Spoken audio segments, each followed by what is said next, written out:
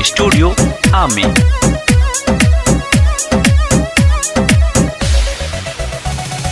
जहिया से भइल लहर बारी हो, भइल जान मारी बड़ी बेजोर बारी हो।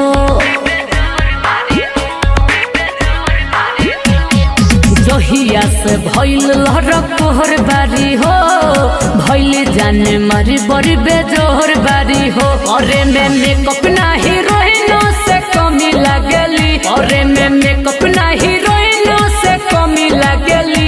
मुस्कानवा के मम्मी बड़ा यमी लगली, मुस्कानवा के मम्मी बड़ा यमी लगली।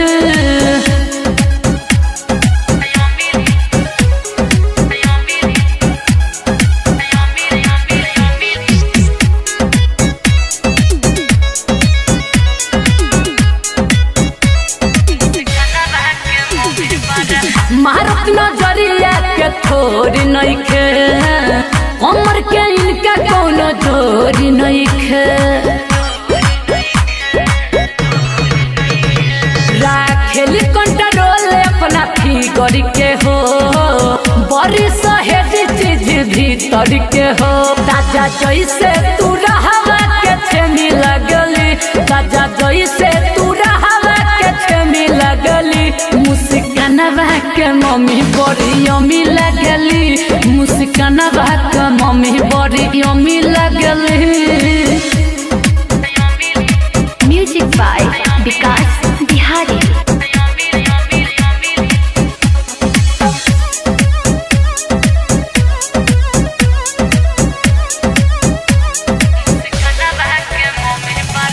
पक्के जवानी रखेली मेंटेन, एक बेर जे देखी कहे देखे परी फैन। अपना यादा से सबके लोभेली हो, सुजित बिरजू के दिलवा खो भेली हो। कैसी लगे इनके में जाई रोमी लगली, मन तो लगे इनके में जाई रोमी लगली। मुस्कानवा के मम्मी बड़ा यमी लगली, मुस्कानवा के मम्मी बड़ा यमी लगली। माँ अम्बे रिकॉर्डिंग स्टूडियो आमी।